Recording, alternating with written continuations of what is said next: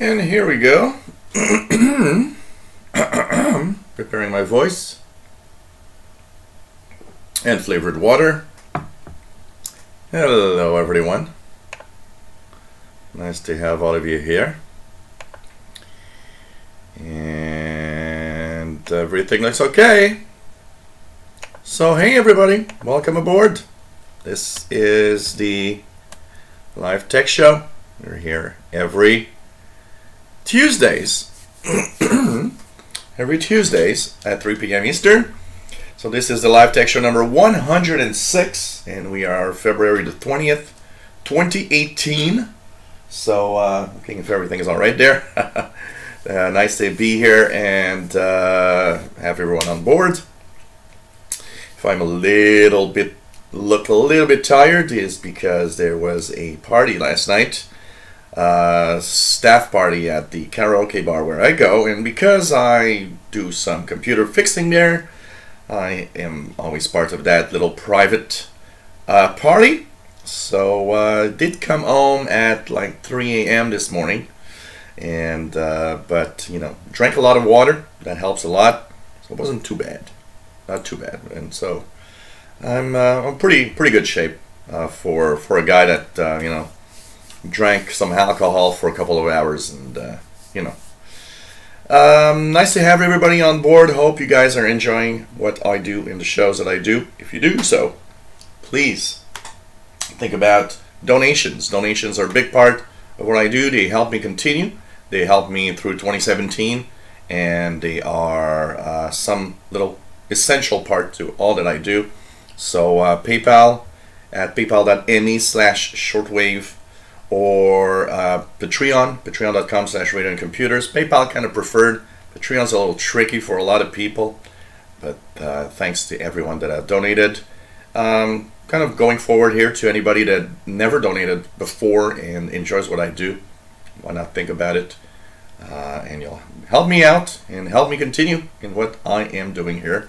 And thanks everybody. Okay, before we start, I'm going to say hello to everyone. Tim Robinson, nice to have you on board, and thanks for the donation. Zach Hempel, really fun to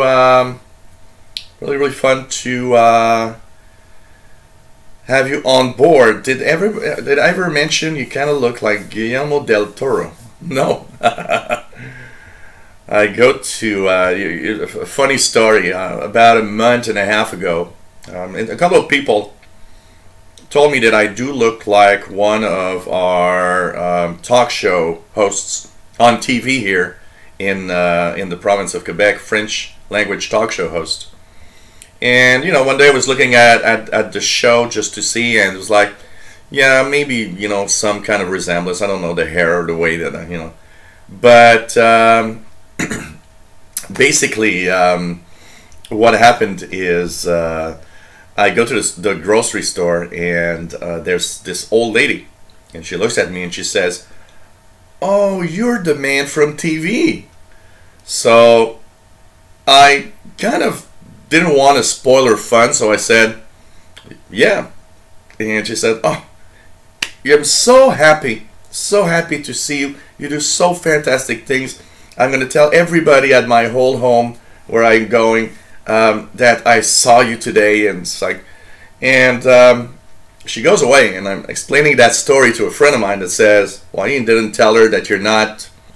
And I said, "You know what? It's better like this. She's so happy now, and she's going to tell everybody that she saw that guy on TV. So what the hell? I made somebody happy anyways." Miss Lady Catherine, hello there. Bobby Burgess, nice to have you here. What do we have? Reese Odom, nice to have you here. Zach Antle, Cool Tech, hello there. Douglas Elliott, nice to have you on board. What do we have? Shervin Abdullah, nice to have you here. What else? Patrick Manny, hello there. Albert Zappa, nice to have you on board. And pretty cool to see all of you here. Yeah, the weather is must be warm down there, because here in Montreal we're having rain today, and it's supposed to reach plus 11 degrees tomorrow, which is what, something like 50 Fahrenheit, which is kind of warm for this time of year. They're actually even saying that we might break a heat record for a month of February. So it's pretty amazing, pretty amazing. And it always reminds me of when I was younger. I remember in high school, during here in Canada, well, here in Quebec, in the month of the last week of February, we usually have a week of exams in high school. And at that time period, all you do is go for your exams in different courses that you take, and then you got a week off. And I remember when I got into high school, the first year of high school, the last week of February being so warm that I remember going out with my friends. We would go at our exams, and then we would take our bikes and go riding around town on our bikes because it was just so warm. And every time February comes and there's this warmth like we're supposed to have tomorrow, I always kind of think about that time period. It reminds me when I was younger. So anyways, enough babbling about whatever is not tech. MDK2, hello there, nice to have you here. And here is Mr. Cat saying hello to everyone. So Mr. Cat saying hey. And you know, every time he starts hearing me talk, he has to come over. He wants to say hi to everyone. And so everybody says hi to you too, man. And he's been very vocal today. I don't know, he's been like coming here in my office and looking at me every 20 minutes and saying, hey, meow. It's like, hey, I'm here. And so yeah, man, nice to see you. I know everybody loves you. Okay.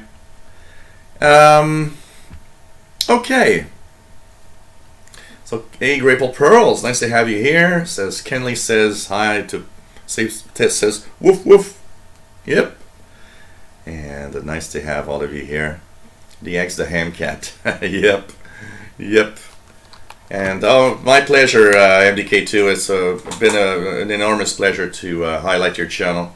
Hope you got a few subscribers out of that, and hopefully a little more views. So it's a fantastic thing to I love it if I can share and highlight other people's radio channels. It's kind of cool.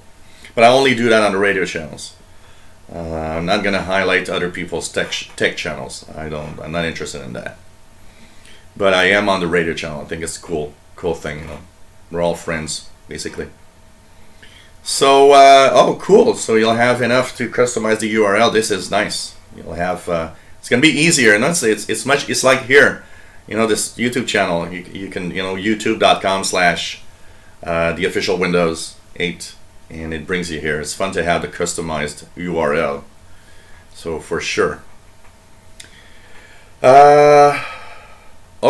Yusuf, hello there. Nice to have you on board. Hope I pronounced well.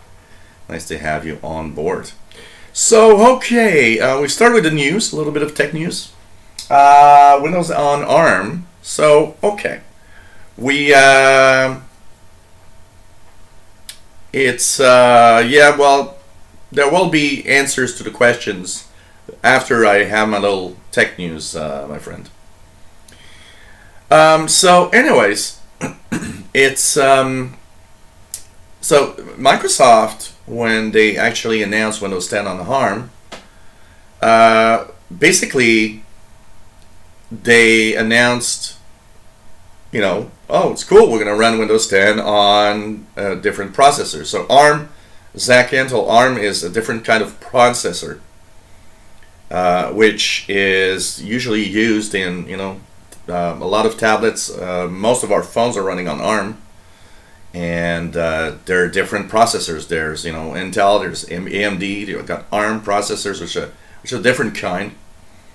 So basically, Windows 10 on ARM was kind of a cool thing because, like, oh, Windows 10 is going to run on a different architecture through emulation than it is, with Intel and AMD.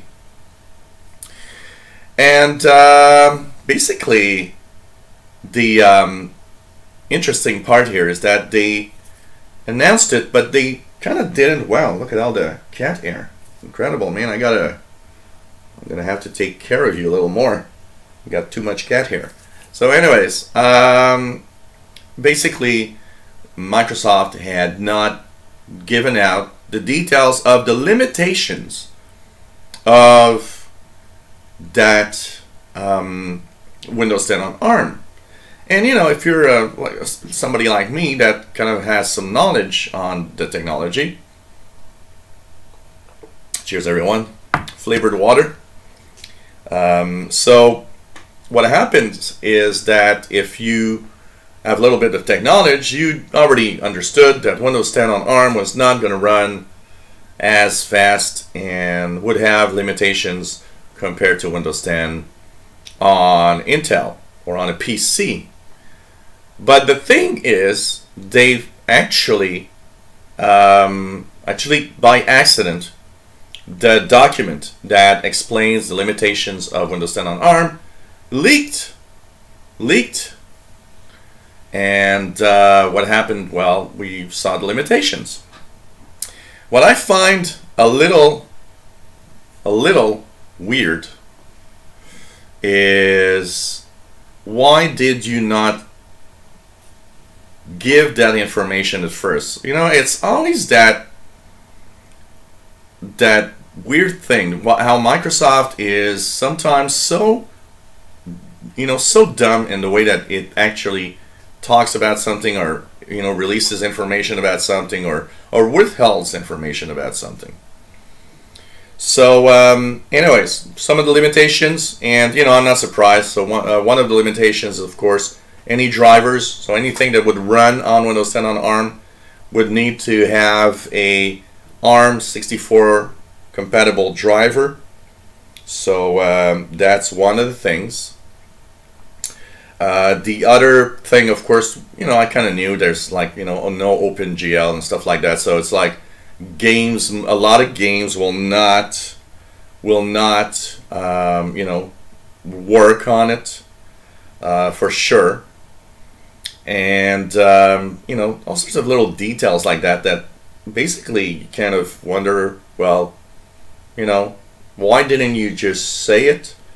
Now, that said, I would guess that a lot of people that are in the, you know, that know about technology probably already knew that there were tons of limitation. You know, I would never have expected to play Call of Duty on an ARM, Windows 10 on ARM. I knew that was impossible.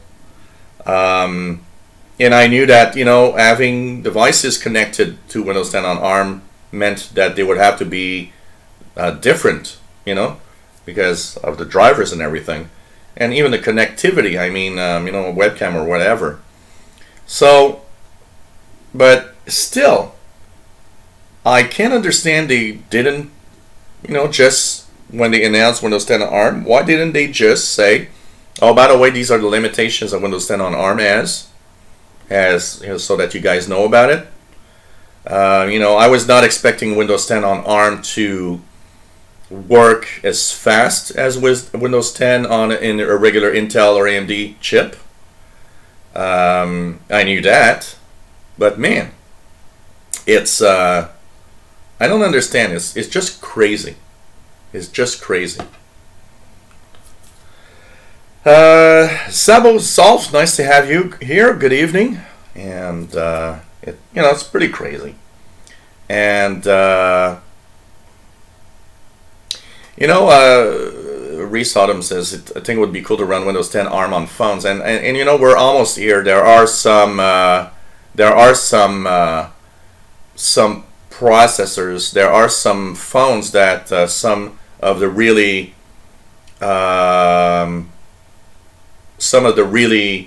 good guys, you know, good, you know, programmers have tweaked, and hackers have tweaked and have been able to put a Windows 10 version that actually did work on a phone. There was even somebody that was trying to basically there was somebody was actually basically trying to even use one of the old Lumia phones and make them run Windows 10. So there's little experiments like that, but I'm pretty sure we're going to have tons of little devices. And you know, with the promise of the ARM 845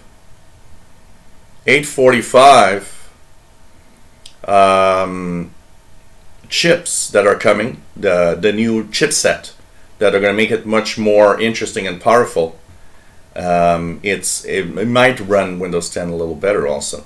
So it's going to be kind of interesting to see what happens. So, you know, sometimes there are things that happens, you just wonder. So, by the way, I will do a little something here, just quickly. MDK2, I will hand you as a moderator. So here we go, MDK2. You have become a moderator here. You're a moderator on the you're a moderator on the shortwave channel. So why not be moderator here too? Huh? And like that, you can clean up stuff. So here we go.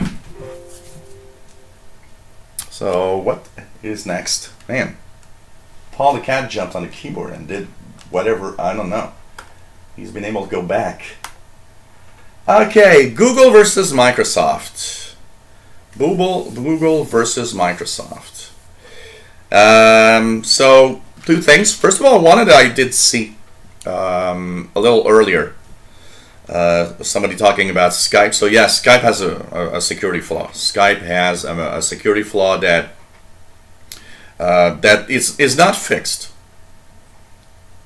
Is not fixed, and they won't fix it. Apparently, it would require too much of the code to be rewritten. Unfortunately, and I think they're just gonna try to fix it eventually. So what's, because I've had that question, what's the risk of the Skype flaw? What's the risk of the Skype flaw? It's not a huge risk. If you use Skype from time to time only, it's not it shouldn't be much of a problem. If you use Skype every day and a lot of Skype every day, there could be a risk at that point. But it's not a, you know, it is a flaw that will let somebody take total control of your PC. So it's a bad flaw. You know, it's a really bad flaw. But it's limited in its scope also at the same time. So, you know, but it is kind of not cool to hear that, you know, there's a security hole and you're not going to fix it. I don't find that really cool, honestly. And talking of a security flaw, so there's a security flaw in Microsoft Edge that Google disclosed. So what happened is that Google has said this week, oh, by the way, well, I think it was Friday. Sorry, guys.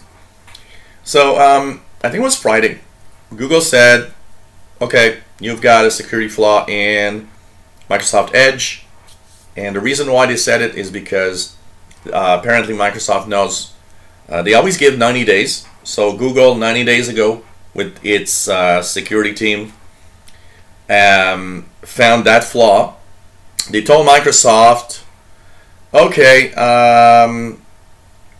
there's a flaw in Microsoft Edge. It could be used to elevate privileges.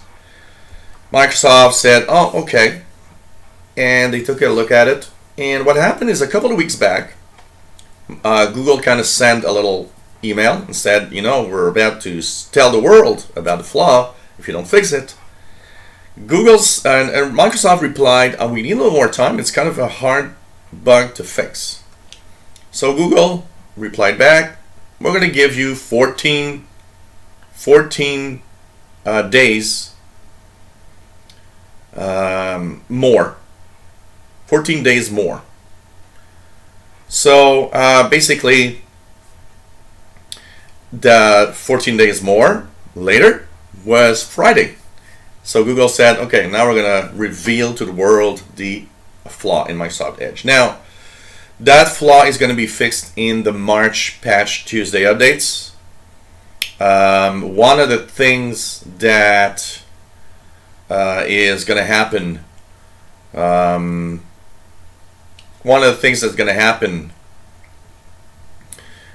is, of course, we'll have that flaw in Edge until then, but that flaw in Edge is not a big one. It requires somebody to be at your PC to do it. So it's a moderate flaw. It requires really physical access to your computer. So, you know, they don't put it as a critical flaw because it's not something you can do from the internet. You need to do it at the computer itself. But still, it kind of sparked the debate again of, should Google do this? Disclose of the information about a security flaw when it, you know, after a certain time. Should Google do this? And a lot of security experts have been saying, you know what, it's not a good idea that Google will disclose that information, honestly. It should not be revealed, because if you reveal that information, that means you're telling the bad guys, hey, look, there's a security hole here and it's not fixed. So why not use it to do something bad? So, you know, it's one of those things that it's kind of, you know, I'm kind of in the middle. I believe that 90 days should be more than enough to fix something, honestly. They do give 90 days, and I think 90 days is, you know, a company that's serious about its security, 90 days is enough. And I understand why they do want to disclose the information. They want to disclose the information because they know it's going to force the company to work on it and fix the you know, the security flaw. But at the same time, when you reveal a security flaw that's not fixed, you're telling everyone that wants to do something and, you know, take control of your PC or whatever, depending on the flaw, you're telling everybody, look, here's a flaw, here's how it works, here's how to exploit it. Because, I mean, they disclose a lot of information. You basically know how to exploit the flaw once they actually reveal the info. So, I don't know, it's kind of it's a delicate thing, you know. Half of me says, yeah, well, you got 3 months to fix it. I think it's okay. But at the same time, not cool to let the world know about a flaw that nobody knew about until you actually, you know, send it. So anyways, hey, Brian Wilson, nice to have you on board. It's pretty crazy. Pretty crazy. What else do we have? Ubuntu. Users of Ubuntu Linux distro are going a little mad. And the reason why is because they've actually taken the Windows 10 root. Meaning that, so one of the things that makes a lot of people go crazy in Windows 10 is all that diagnostics data that's being sent to Microsoft. And what's happening is that Ubuntu decided, hey, we want to do the same thing. We will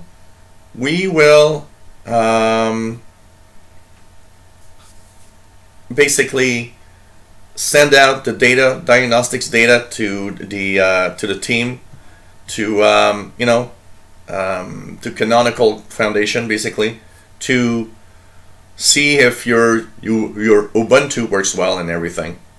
So it's driving a little bit some of the Linux users mad. Hey, Tim Brennan, nice to have you here. So what's happening with the with that is, you know, Linux users are probably a lot more sensitive of the issue of you know, privacy, for sure. but at the same time, you know, one of the questions and one of the things that they don't like is, you know, most of the users of Ubuntu said, you know what, why isn't that switch off, but let us know it exists so that we can actually, you basically, you know, can turn it on if you want, if you believe that it's a good thing. You know, I understand that diagnostics data about an operating system is important, because, you know, you'll know where it goes wrong, you'll know all sorts of details of things that you might need to fix. But anyways, that's kind of a, you know, it's basically, you know, it's just a little question of, do you trust or not whoever is behind us? Hey, 2017 was a record-breaking year of ransomware, but now we learned that year over year, okay, for the month of January of 2018, ransomware attacks up 90%. And, you know, we don't hear a lot about ransomware recently. We kind of don't really know much about ransomware recently. And what happens is that, man, I've got cat hair everywhere. So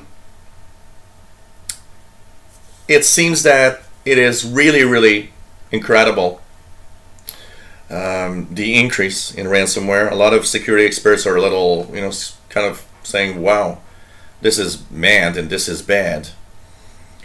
And if you wonder how ransomware gets to your computer, the report that came out that says that, you know, 90% increase, very simple.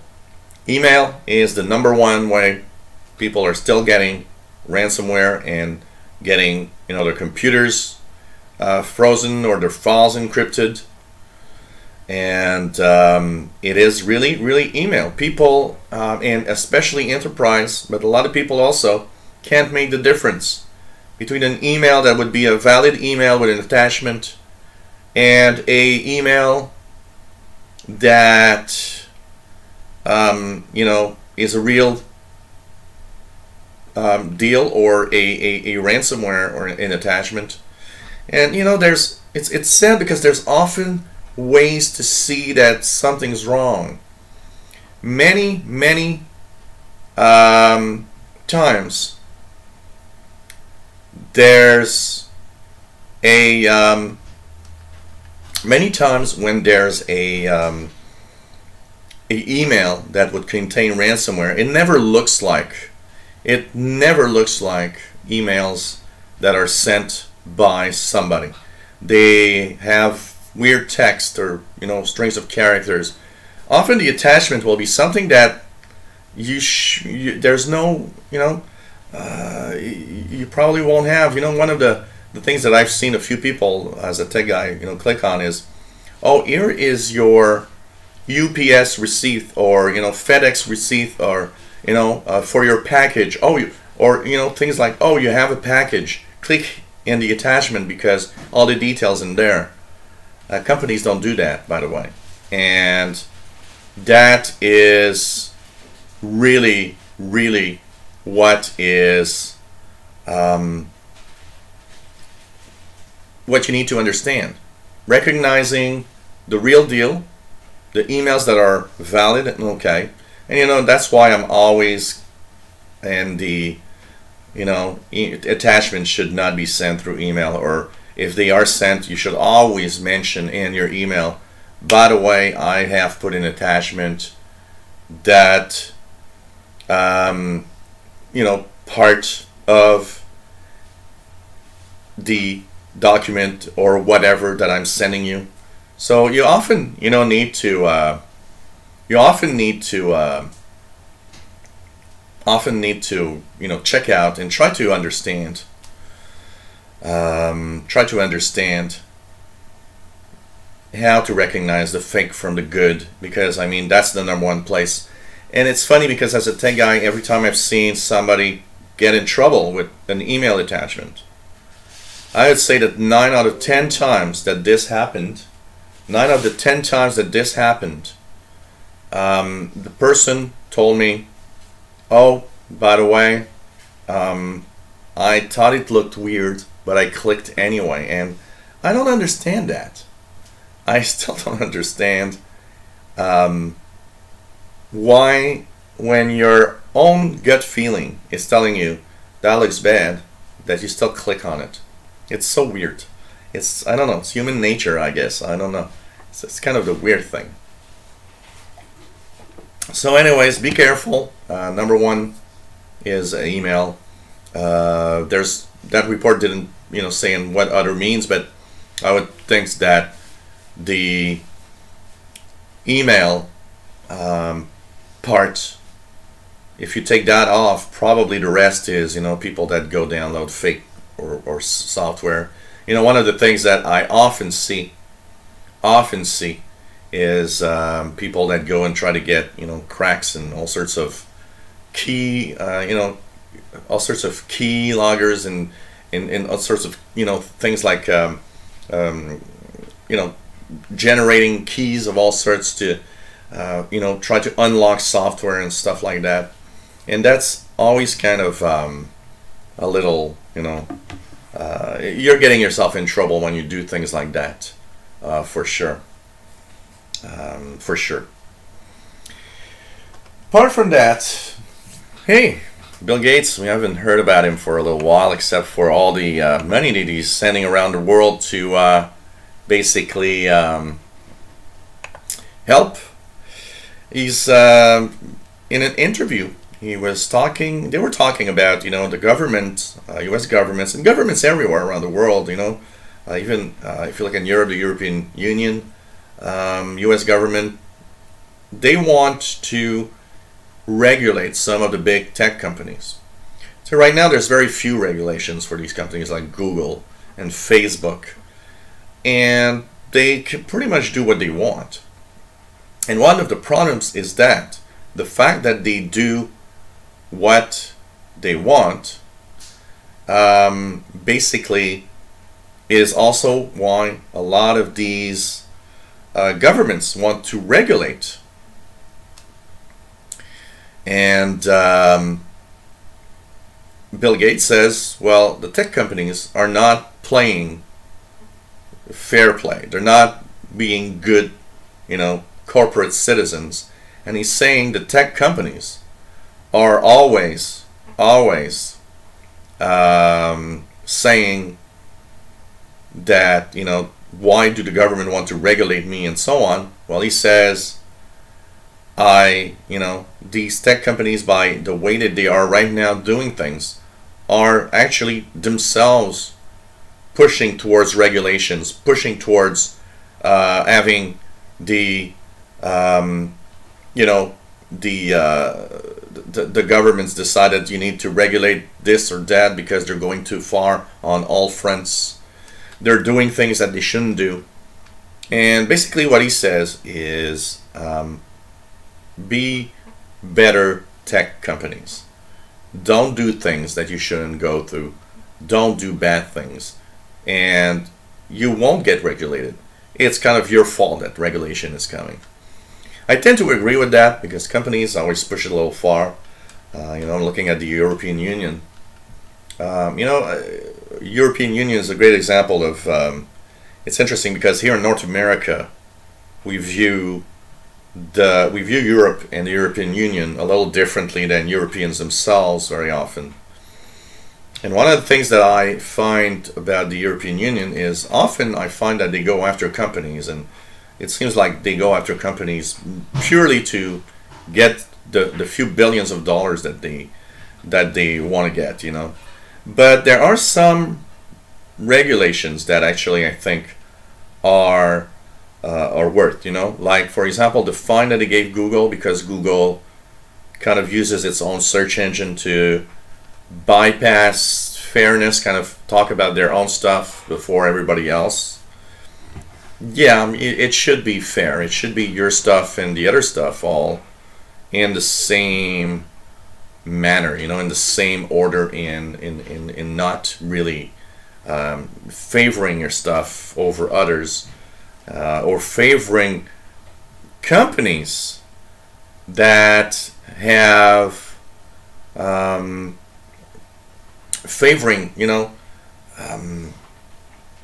companies that actually have paid for something by you know, pushing that in front of everybody else. You know, yeah, I understand why you might do, you know, with regulations here, but anyways, tech companies need to be better. Hey, SpaceX, that has done so many things lately, and they're in the news all the time. They're on the news with, of course, you know, sending out a Tesla in space, and which is kind of interesting. I follow SpaceX stuff a lot because I do find it. I love astronomy. I love space. I love space exploration. So SpaceX is actually something that I find very interesting. But one of the things that's related to computer technology, if you want, or internet, is that they've basically there's a milestone has been reached, if you want. They've started checking out how to send 2 satellites, a couple of satellites, and they're going to put them into space in low Earth orbit. They are 2 of a series of satellites, and I mean, there's like dozens of these satellites that want to be put into orbit, and would give internet access everywhere around the world all the time, including at little spots around the world where there's no internet access right now. So it's kind of an interesting side, you know. I mean, why not? Could be cool to have that, and especially for parts of the world. There's a lot of the world right now that's not even covered with even a minimum of internet access, basically. So hey, Sean Robinson, nice to have you here. So you know, I think it's cool, and I think we need to follow what they're doing. I found extremely cool when you see these rockets that they send up and they actually come back to Earth and just, you know, land down or land in the ocean in these platforms. It is crazy. It is crazy. So kind of nice, and I think that the idea here that they want to send out, because, you know, I mean, they're going to send out I don't remember how many how many satellites, but it's more than 100. I'm trying to remember the exact number. It's really a lot of satellites, and that would cover the Earth with high-speed internet, low-latency internet also, because right now anybody that has a satellite connection for internet knows one thing: there's high latency. It takes so many milliseconds for the signal from the satellite, because they are in synchronous orbit, so they're far away, to come back. That there is a lag in what you do on the internet, which is kind of not cool. Now these are low Earth, so there's really virtually no lag at all, and I think this is going to be cool to see. And we'll see also if they, you know, it's billions of dollars of satellites they're going to be putting up in space in low Earth orbit. Also, it's going to be interesting to see how do you receive that internet exactly in your home, you know.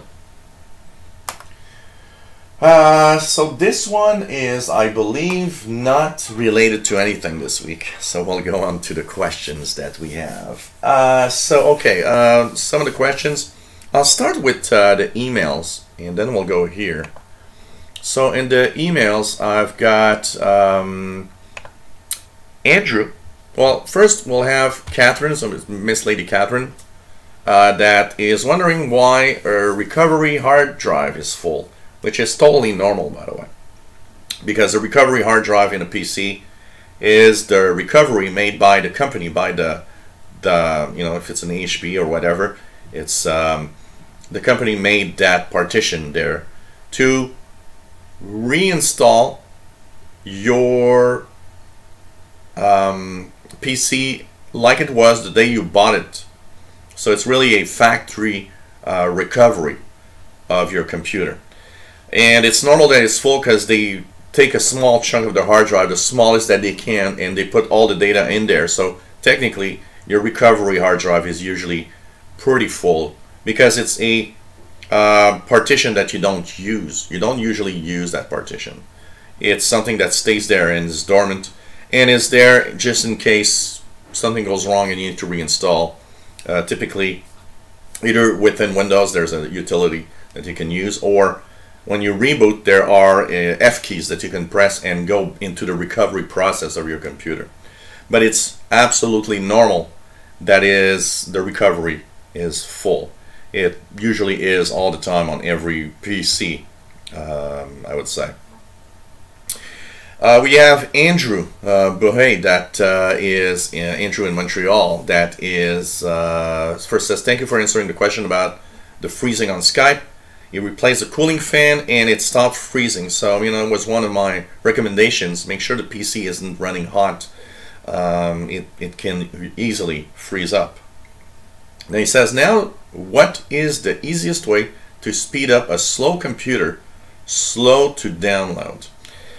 So when you say slow to download, do you mean, because there's a big difference, and that is also something that's very, very important to understand.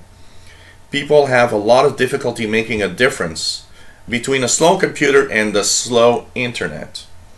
And that is a big, big, big difference. So a slow computer, you know what? When the computer's been running for a long time, what's happening is that, you know, Windows will get bloated. The registry gets too big. There's, you know, files everywhere.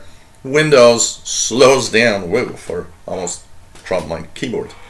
Windows slows down. And one of the most efficient and best way for the computer itself to get back to speed, you know what? From time to time, and typically I do it about once a year personally here. You know, you back up everything, make sure that you've got everything backed up, and you erase everything and you just clean install Windows. If you have a recovery, like Miss Lady Catherine has a recovery partition, you can use that recovery partition from the manufacturer. It's going to bring back your Windows to what it was. If you have Windows 10, you can use the media creation tool from the Windows website and download, you know, an image, put it on a USB thumb drive and clean install. That is one of the best ways to bring your computer back to speed. One of the things that is very sad about speed right now, okay, if you find that your computer has been slow since early January, one of the biggest problems, and I know what, I see it here on my devices, one of the biggest problems right now is that the Spectre and the Meltdown security flaws, the fix for that is actually slowing down our PCs. And I see it here on my main machine. To give you guys an idea, my main machine was running at a CPU of about 65 to 75% when I would do live streams. Came the Meltdown fix from Microsoft, and now it's in the 80 to 90% all the time. Number is red now because my PC has been slowed down by that fix. So what I do is, I forgot to do it today, but I actually used Steve Gibson's Inspector tool, and when I do live shows, I just shut down this. I just, you know, shut down the Meltdown security flaw. I just turn it off. I get the speed back while I do live shows, and once the live show's done, I click to put the Meltdown flaw fix again. And now you might say, well, isn't that dangerous? No, because it's not something that's going to happen while I'm doing this. It's something that would happen by going to a page that might be infected or whatever. So removing or just disabling the Spectre and the Meltdown security flaws temporarily for doing one specific thing, say you're doing some Photoshop, there's no danger there. It's really if you just keep it always off and you go a lot on the internet, now you are actually getting now there are, you know, some risk in getting infected. So that's something you can also check out. Did the slowdown come from there? Now, in what I consider a two-part question, because you mentioned download, if you mean when you go on the web, it's slow to download files, it's slow to access the web, one of the first things that you should do is go on a web page that is, and I'm just gonna go over here. So there's something called Speedtest.net. Speedtest.net is a great place to go. They've changed the page. So Speedtest.net is a place where you can actually go and check out your internet connection speed. So it's going to actually give you something like this that's going to say, okay, that's how fast you're going for the download speed and how fast you're going for the upload speed. Now this isn't really fast because I'm connected through an N connection on my laptop, which is not very good, and it doesn't reach my full internet speed here, but it gives you an idea already. So check that out. Start by using speedtest.net.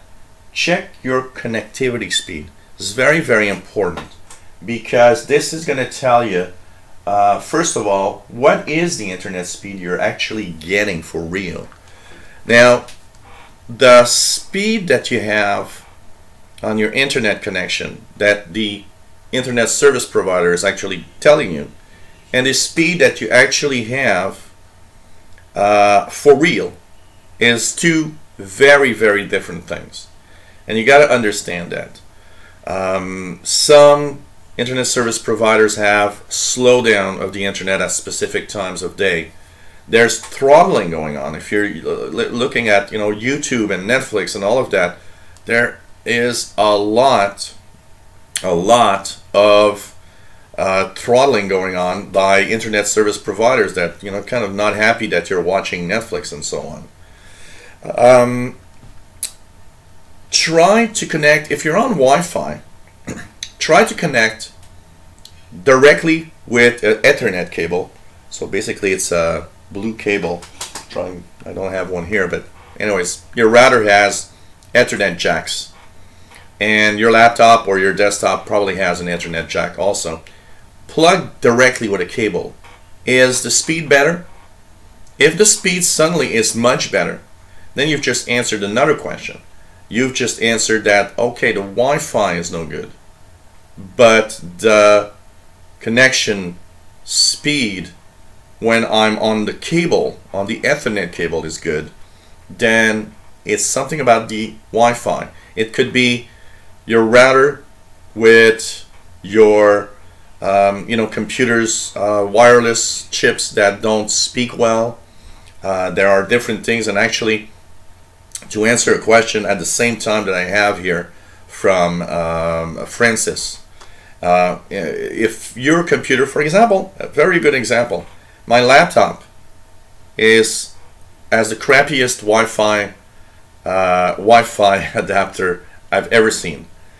Since I've got my new router, it has difficulty connecting to Wi-Fi all the time. It connects, but it's slow, or sometimes there's it tells me pages aren't available. It's just totally nuts. And to answer a question, also, somebody asked me, is there a way to change that Wi-Fi card? Yes, there is. First of all, some laptops have the Wi-Fi adapter that is accessible underneath with a little door that you open, and you see that there's a little Wi-Fi card that's plugged in, and there's a little wire going out with a screw. when that is the case, you can sometimes just buy a different adapter and put it there. But you can also, in the easiest way, if you don't want to open your laptop or anything or desktop, is something like this. This is what I use, which is a USB Wi-Fi adapter. It's a very small adapter. This is a AC adapter, so it's the latest protocol. It goes on 5 and 2.4 gigahertz. Just put that on your USB port on your device and you've got great connectivity. And actually, on my laptop, I've got one of those. And since I'm using one of those, things are going super well, and having so much more speed also in the connectivity with my router and my laptop. So an AC thing like this doesn't cost a lot. Typically this, I've got 3 of them. I believe on eBay I've got 3 for 15 bucks, something like that. I think it was 3 for $14.99, shipping included, from China. So I ordered 3. I thought, well, why just buy 1 when I got 3? So but I've seen some at very, very low prices. Technically, okay, so this one is not really branded. It just says dual band USB adapter, so it's some kind of Chinese thing. But technically, you might be better off buying a known brand, like a Linksys, for example, Belkin, something like that. You might have a better experience. But this one is not it's not branded or anything. And I mean, I've been using them for a while now, and they work fantastically well. So I bought 3 because I put one on my laptop. I got one in the desktop that's behind this TV. And I got 1 spare if I ever need it for something else. So I think it's a cool thing to have. So sometimes it could be the Wi-Fi. One of the things not to overlook in speed also, from time to time, it's extremely it's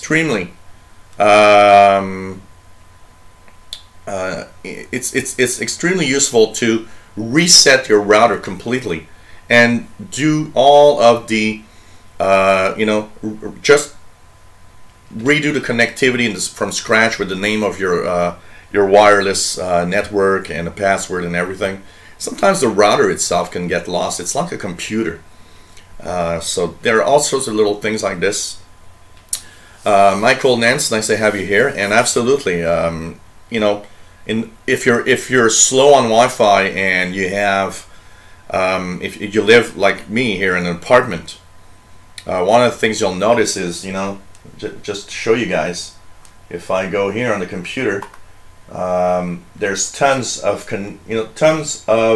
different Wi-Fi signals. Look at all the Wi-Fi signals that are coming from people around where I live here. There's a lot of them. So I'm in a very high in an area where there's a lot of Wi-Fi activity. This can actually make your computer slow down in the connection because there's interference. It has difficulty connecting well, especially when you go away, you go farther away from your computer. And last but not least, it is very, very good to invest in a good router.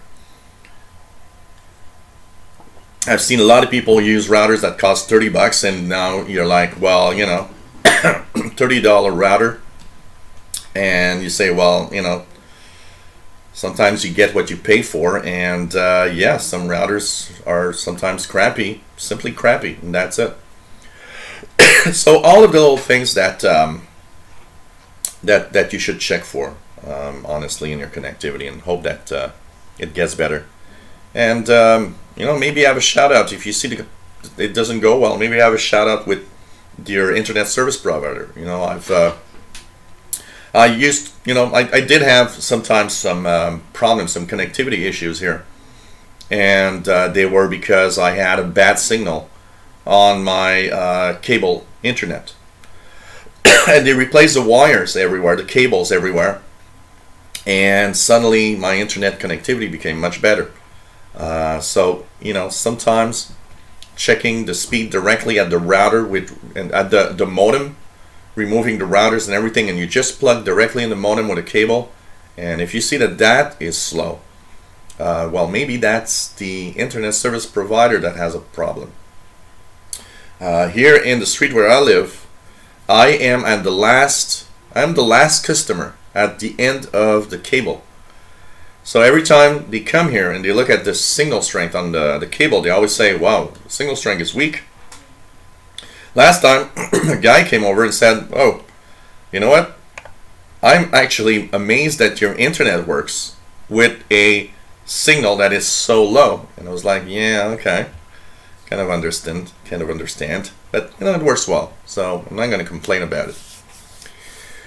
I hope these little tips help. There's many little things to check out and to check for to kind of find why your internet connectivity could be slow, and it's in itself something that sometimes can be so difficult and so puzzling that you're like, yeah, okay, I don't know. Tommy sent us an email again this week saying, hey, he's looking into, of course, a laptop. One thing that I want you to just be careful, because you're saying that you looked on eBay, and one of the things I will have to tell you, be very careful in buying something online. And I've had a great example just a couple of months back. There's a couple of friends of mine that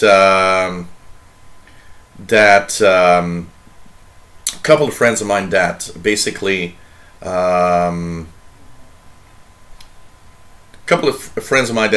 wanted to buy a new laptop, and what happened is they sent me, because they know, okay, I'm going to ask Jill if that's good, so they sent me this link, and I go there. When I go there, I see a computer that, wow, it's an amazing computer, a Core i7, has its own dedicated graphics chip, and NVIDIA has, a 512 gigabyte SSD. And I just look at it and I'm like, wow, this is a beautiful machine. But there's a problem.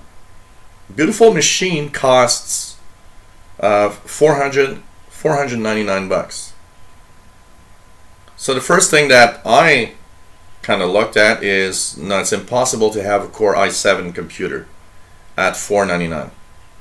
There's something wrong. And I looked at the website, which is a website I didn't know about. I started Googling the name of the company. And basically what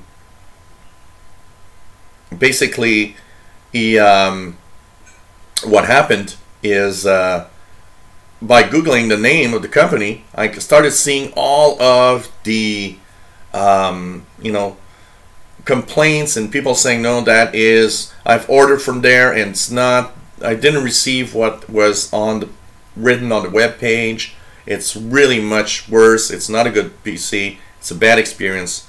You gotta really be careful buying online. And you know what, honestly, unless you're really sure that what you're going to have is really what you're going to have, I tend to tell people, you know what, go to Best Buy, go to whatever electronics, computer shop,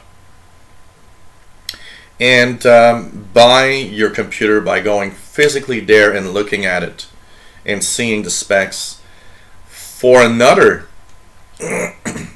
there was another thing also in there that's interesting, is that if something, if you buy it online, something goes bad after a couple of months, remember that you'll have to send it back online, which is not always easy. There are online shops that are okay, like Amazon, for example. They make it really easy to return anything. But eBay is a very peculiar thing, and it's sometimes difficult and costly. And if you buy it in a store instead where you live, if something goes bad after a couple of months, you can actually go back to the store, at least, So that my recommendation would be, maybe look a little more to the stores than online, except for maybe Amazon, for example. If you see something on Amazon with the price range that you want to pay and so on, In the opinion also of you know, how good is HP, Lenovo, Acer laptops. I've never been an Acer fan, honestly, over the tech. Even though they seem to get they seem to be better. Okay, honestly, they seem to be better than they were. But over the years as a tech guy, Acer laptops, I've always found that they were kind of below average. And I personally, I would stay away from an Acer. HP is okay. Lenovo is what it's the Chinese company that bought the IBM ThinkPad. So it's, you know, Lenovo is not bad. Dell, you know, I buy Toshibas all the time, but I would not necessarily buy just a Toshiba next time. Actually, I was looking at, you know, I went to see PCs myself because I'm, you know, I will need to change my PC this year, and I'm actually finding out that the only PC with the power that I need, that I want, finally will be probably a gaming PC. You know, I started looking at Alienware gaming PCs and Asus gaming PCs that have these really amazing specs, and realizing that if I want to have a very powerful laptop, I'll pay about $2,000 for it, which is dreadfully expensive. You know, I purchased this laptop, which was powerful for the time, for $799, and I was thinking, I was a little bit in the same, you know, guidelines that, oh, I'll buy my next laptop, I'll pay, you know, about you know, $1,000 maybe, or $1,200. But now I'm realizing to have something that's totally amazing is that it's gonna cost me $2,000 to have something that's really, really good. It's crazy. So amazing, you know. And be careful if you buy online. If you get an HP, a Dell, I think they're okay. Asus seems to be okay.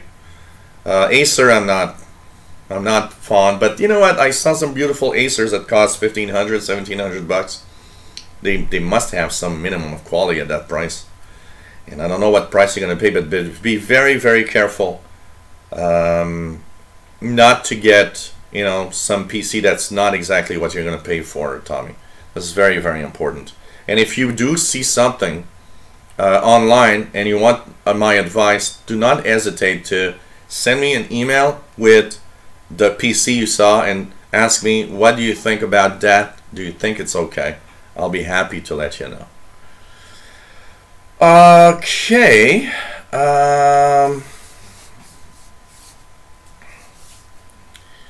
What else do we have here?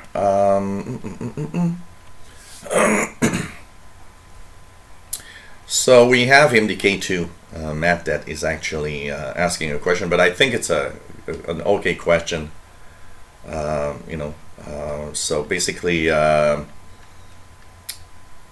he says that the discussion that I had on ransomware prompts me to ask which antivirus you use or what's a good one to go with. The amount of available options is a bit overwhelming. I had Avast for my old Dell desktop running Windows 7.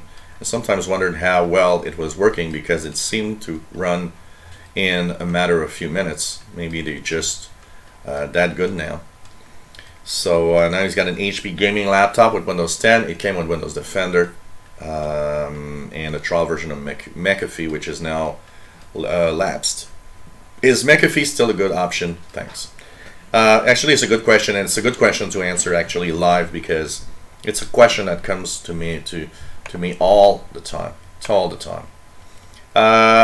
Basically, what happens is that I don't really like recommending any antivirus per se, because, you know, in the ransomware, when I was talking about ransomware,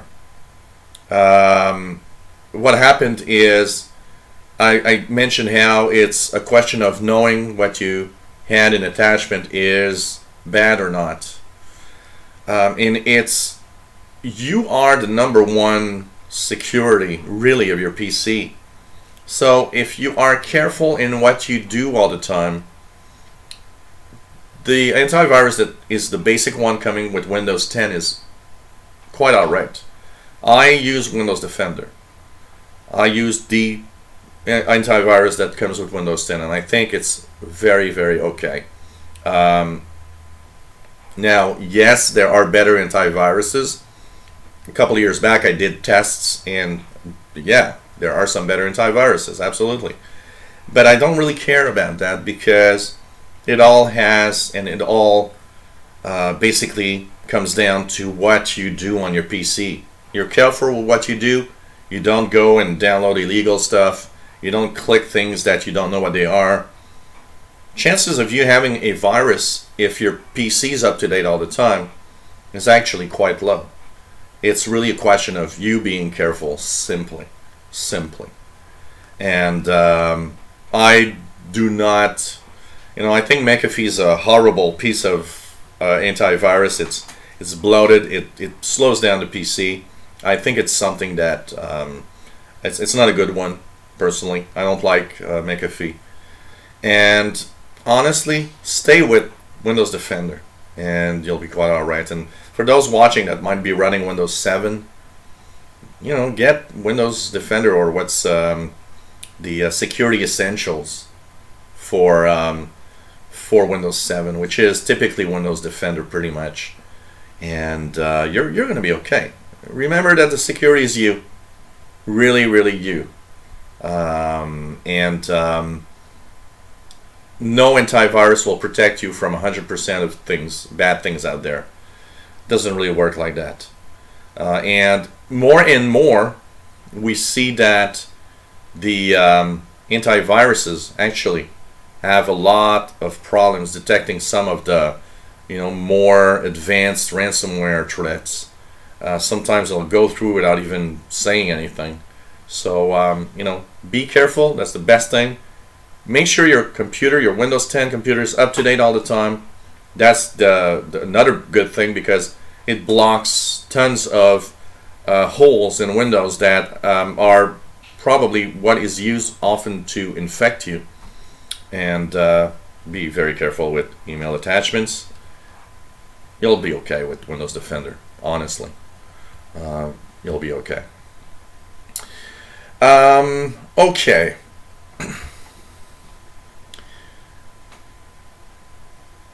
So I got a question from Youssef also, that says, how did Windows 10 performance change over time? Is it worse than it was before?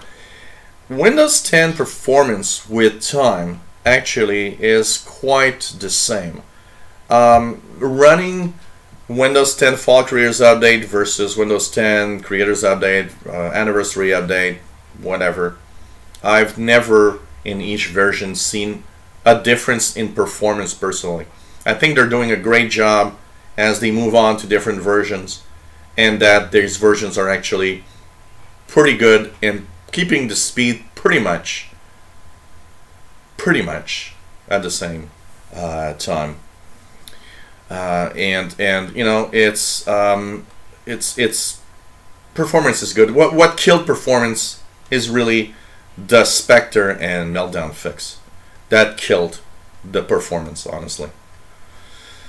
So, but apart from that, each version has been pretty much stable, pretty much at the same speed. Really, it's very, very, very, very interesting to see. They're doing a good job at that side. They're doing a really good job. Is it okay to use your phone while charging? Well, it is okay. It's going to charge slower. Where using your phone when charging, it could be an issue with the battery, is if when you're using the phone and charging it and it becomes very hot. So say that, for example, one of the things that I like to do sometimes is cast the phone here.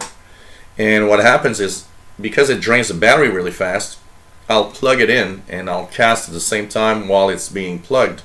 So it keeps charge and I can play games, but it also becomes very hot.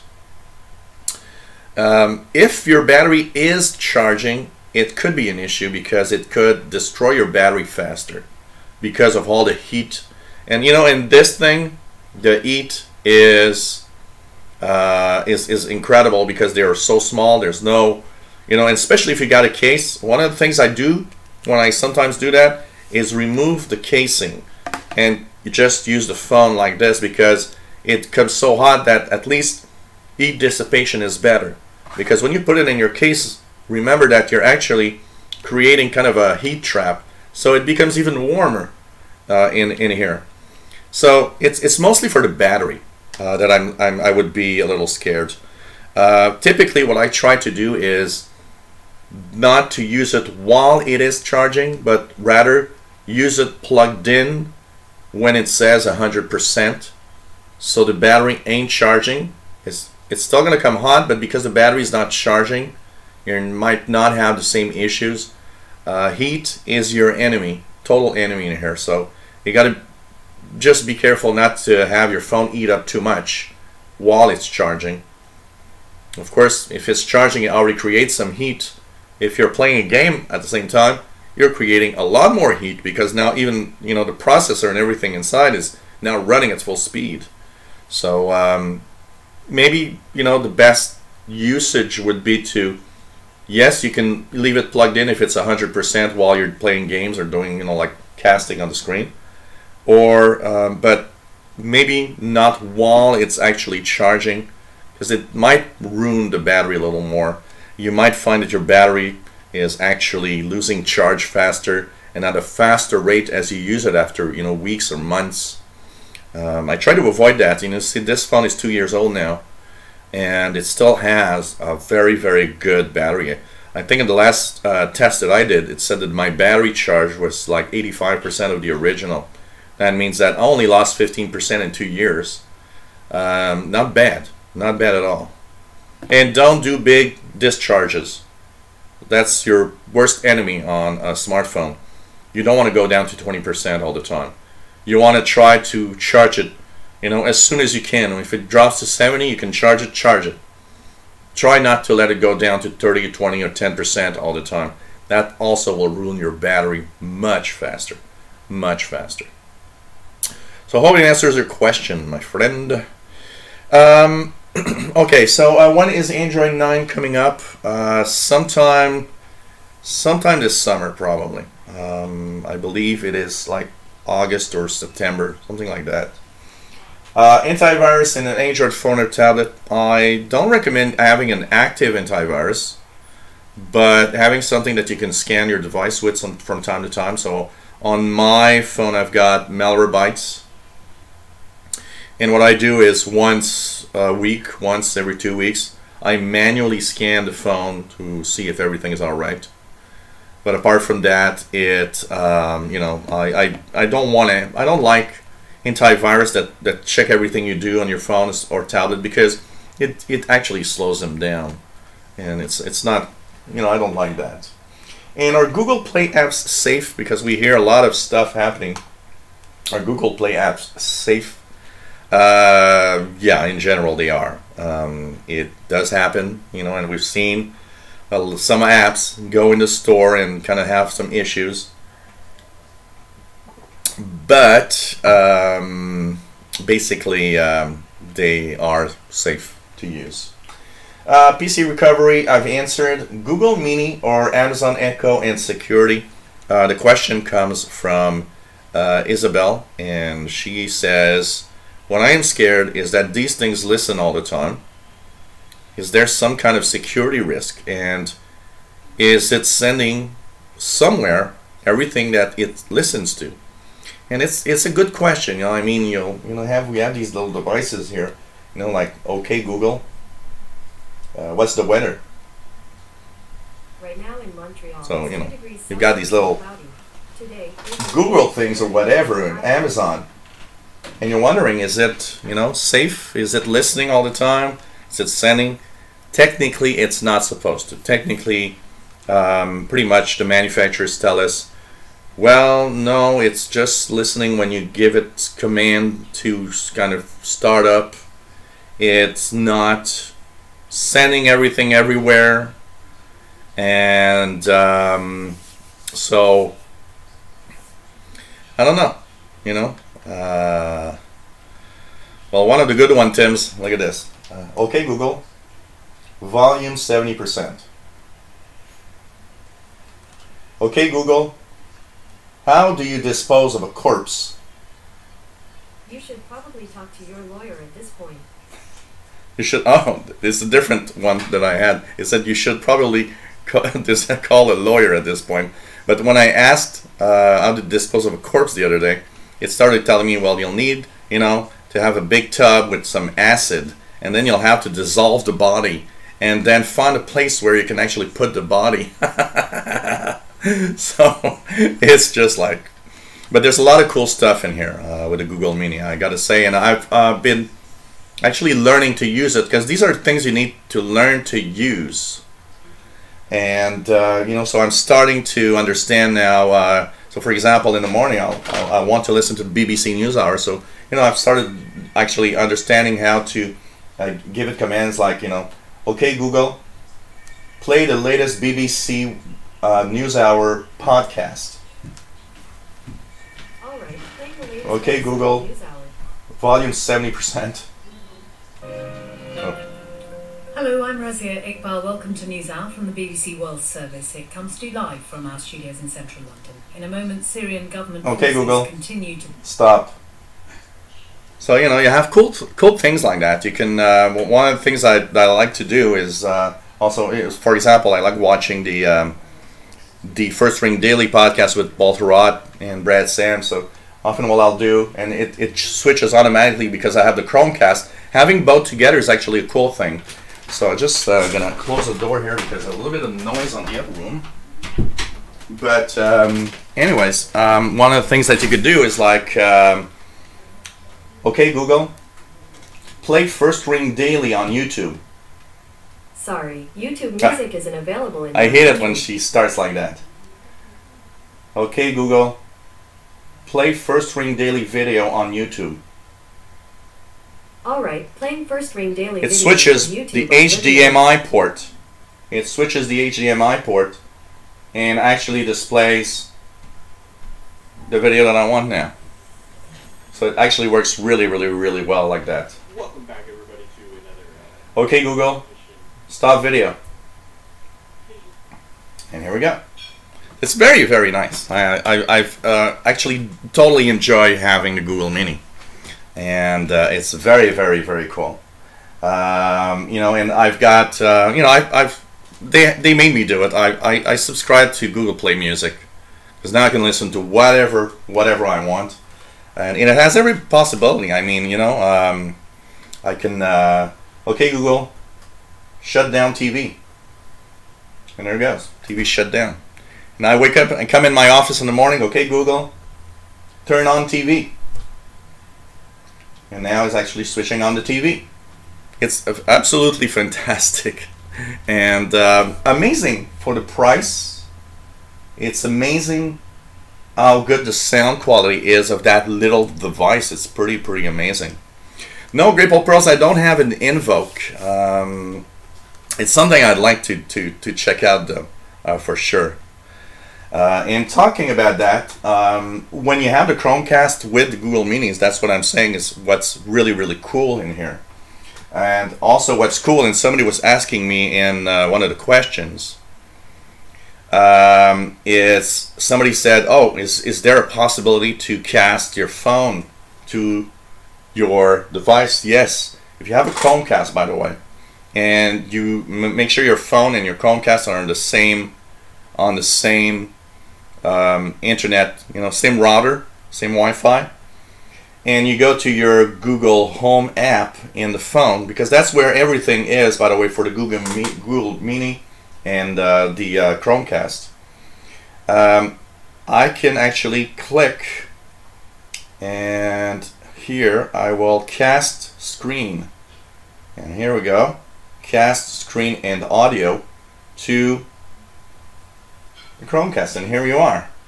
And now I actually am here. I can actually say I want to see the Olympic stuff. I can click here. Of course, if I change the orientation, if the app permits to do so, I will be able to do so. Well, it doesn't, but you can play a game. For example, I can let's check it out here. Go and play. I can play, Angry Birds and so on. So it's very, very cool. And the lag is very, very small. So when you actually play and do things, it's actually almost instantaneous. But you need to have a good router in order for it to really work well. But it's amazing. I find this really, really cool. And been having a lot of fun with this. And then you just disconnect, and that's it. I can have vocal messages sent here. So say somebody's here, I can actually, from anywhere I am, have a message sent to the Google Mini, and it's going to play through the house. So all sorts of really cool stuff, and I've been really enjoying, and I'm extremely happy to have purchased the Google Mini and the Chromecast together. If I had just the Google Mini, I would have found it okay. I mean, it would have been okay, but and I would have done a lot of stuff with it, but I would not have seen the side with the Chromecast and the Google Mini together interact, and you can view videos and do everything, which is very nice. So really I'm happy for my purchase, and I'm enjoying it a lot, and I'm sure the Invoke is a pretty good one. So oh man, Patrick, I'd like that if I could say he'd just get me a beer. Let's ask.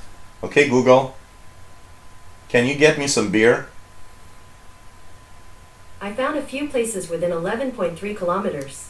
The first one is Bro Pub Brouhaha at 5860 Lorimer Avenue in Montreal. It's giving me addresses of pubs around me. 6631 Saint Laurent Boulevard in Montreal. The third one is Dieu du Ciel, okay. 29 Laurier Avenue in Montreal. Okay, Google, stop. It's giving me addresses of pubs around me. It's not getting me beer, but it's telling me where I can get beer. But these were pretty far away, though. I would have thought, I have a bar right at the corner here. I would have thought, it would tell me, oh, just at the corner, maybe 100 meters away, there's a bar. But it actually gave me, the first bar it gave me is actually pretty far from here. So it's not perfect in what it does. And one of the questions, and as if you don't know the pub addresses already. Yeah, exactly, Tim. Actually, the ones I like to go to anyway. And, let's see if it knows the karaoke bar where I go. Okay, Google, what's the closest karaoke bar in Montreal? I found a few places. The first one is Bar K Karaoke at 2110 Crescent Street. Well, that's in very Montreal. far. The second one is Pang Pang Karaoke Bar at 1226 Mcafee. These are really far. Okay, Google, The third. what's the closest karaoke bar? Zoe Bar is on 3296 G. Zoe Bar, that's where I go. Montreal. It's very close. 400 meters away and is rated 4 stars. 400 meters away. It's rated 4 stars, so it's kind of cool. So anyways, and one question somebody asked me also to, if I wanted to answer it, if I had a choice between where did I put it? It's here. The Chromecast and this thing, which is the Anycast. What's the difference and what would I choose? And here's the thing. The Chromecast and the Anycast are similar in what they can do, but there's a major difference. The Anycast has one options more. So for example, if I want to cast my iPhone to my TV, to do so I will need the Anycast or an Apple TV, which, for example, this is an Apple TV here that I have that's not plugged right now. And the reason why is because the Chromecast does not support AirPlay, which is the Apple way of casting to a TV. This thing, this is the Chinese thing, which is called the Anycast, is actually supporting AirPlay. It actually does work. I've casted my iPhone on the screen. It also supports the regular casting or mirror cast, and so I can of course cast my Samsung phone on that screen. But it has, compared to the Chromecast, two flaws. It's darn difficult to actually understand how to set it up. It's, to give you guys an idea, I'm usually quite good at, you know, setting up fast. And I can tell you one thing, this thing is darn difficult to set up. And once I did, the sad part is that it's either in Android mode for casting or AirPlay, but not both. Which is sad, because what I would have liked is this thing to, oh, if I want to cast my phone, my Android phone now, okay. I want to cast my iPhone or iPad, okay. But no, you've got to actually reset it and then go in the AirPlay mode. And now you're casting your iPhone, but you can't cast this again. And you got to do it again, which is kind of annoying. The other thing, it has a little sluggishness in it, so it has a lag. So you guys have seen me play Angry Birds. Well, when I would press or do something with the game, it was almost instantaneous there. This will give you like a, you know, 2 or 3/10 of a second delay, and it is darn annoying. And in a game like Angry Birds, it doesn't matter that much. But say you're playing a racing game like Asphalt. Well, now it's a difference between crashing or being okay. So, you know, it's cheap. It does kind of what it's supposed to do. It depends what you are asking to it. If you just want to cast videos, if you want to cast a Windows PC through Miracast, it is actually going to work. But you won't be able to do things that require fast-paced action to be really as fast as possible. There's a small lag in here that's making it difficult to work well. But apart from that, it actually is surprisingly good at doing what it does. But you know, if I would cast my iPhone, I cast it on my Apple TV, which is very good at having pretty much zero lag also. If you notice, I've not plugged my I actually have, this TV has one big flaw. It has only 2 HDMI ports, so I will need to buy a little box to plug more HDMI devices on it. So, you know, it's kind of interesting, and these are really cool stuff to check out, that's for sure. And I'll go back to HDMI 2, where normally my computer should be, and here we go.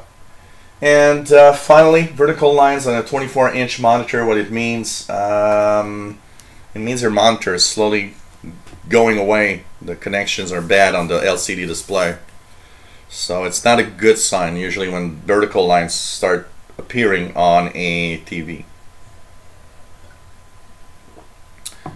And I did see the question about what app did I use for the battery. It's actually within my Samsung phone. I already have the possibility in the settings to check out my battery, and that's the app that's giving me the score of 80-something% on my battery, basically. So, Miss Lady Catherine, can I keep my laptop plugged in all the time, and should I keep it in the sleep mode or just shut it down? My general, and by the way, I don't have a Fire Stick or anything like that, but I'd like to have one just to play around with it and kind of have a little more knowledge out of it. So, Miss Lady Catherine, having your laptop plugged in all the time doesn't hurt at all. It's all right. A lot of people I see have it plugged in all the time. I would say that, you know, maybe once every 6 months, unplug it to have the battery work just a little bit. And basically, you know, bring it down to 70%, 60% and plug it back in just so that your battery works a little bit. It's going to keep it kind of alive if you want. And as for the sleep, you know, it doesn't matter really much. But my way of working personally, when I go to bed, I would shut it down. And the reason why is because when your computer goes to sleep, it has kept its mode, what you were doing. And basically, every time you come back from sleep mode, your computer it doesn't restart really. It just remembers where you were and what it was doing. And you know, with time, sometimes, you know, something can be corrupt in memory or so on, or cause some sluggishness or so on. So what I often say is, you know, during the daytime, if you use sleep mode, it's okay. But when you go to bed, shut it down and start it back in the morning. It, you know, makes your Windows operating system kind of start up fresh and usually goes better. And you know, lowers the chances that you might have some problems. That's pretty much my recommendation personally. How do you avoid burn-in on your phone screen? Basically, the burn-in on a phone, on today's phones with OLED screens, is mostly due to the fact that the same image is displayed all the time. So make sure that, you know, you don't let your phone, you know, for one danger, for example, is when I plug it in. So if I plug it in to have it charged, if I don't think about it, it actually turns on like this, but the screen will stay on sometimes. And or if I get a text message, it's going to turn on like this and it's going to stay on for hours. What I usually try to avoid is to make sure that it's shut down, the screen doesn't light up. Screen brightness is also an important factor. The brighter your screen, the higher the chances if you that you will have burn-in, because you're asking much more off of the little organic LEDs, LEDs.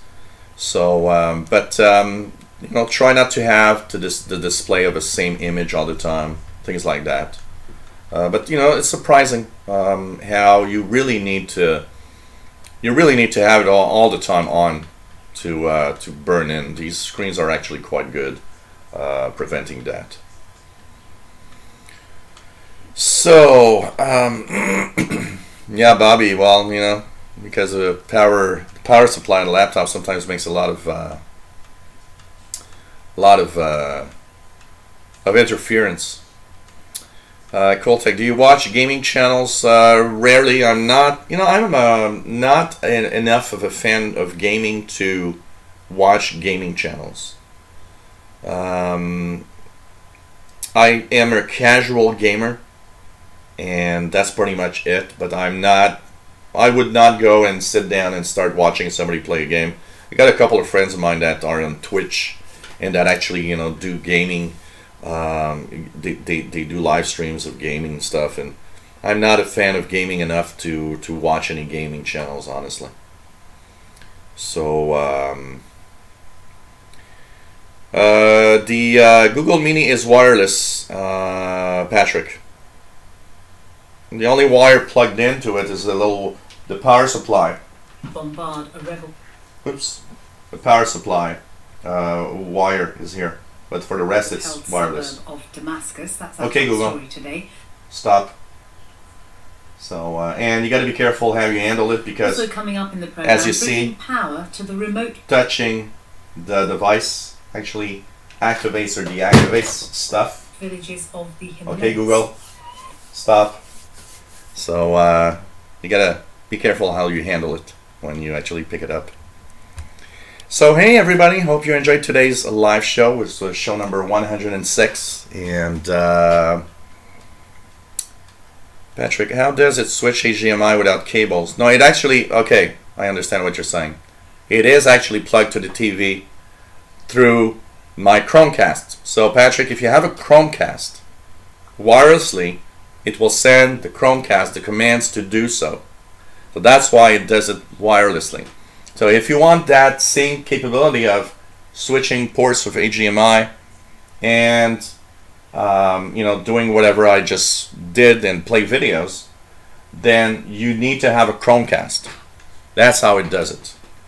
So you really need to have a Chromecast.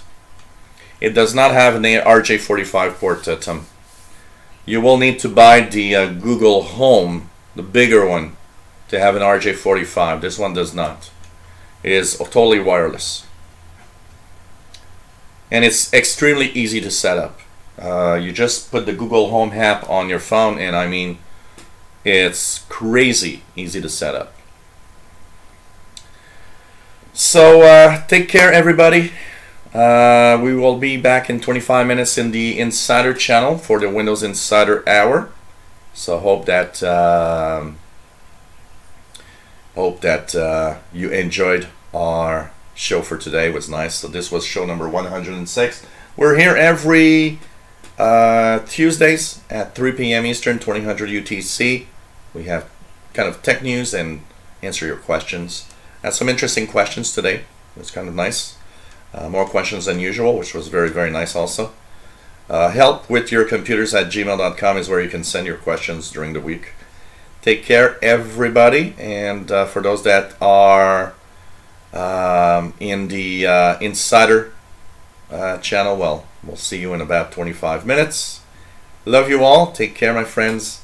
And see you soon. Bye-bye.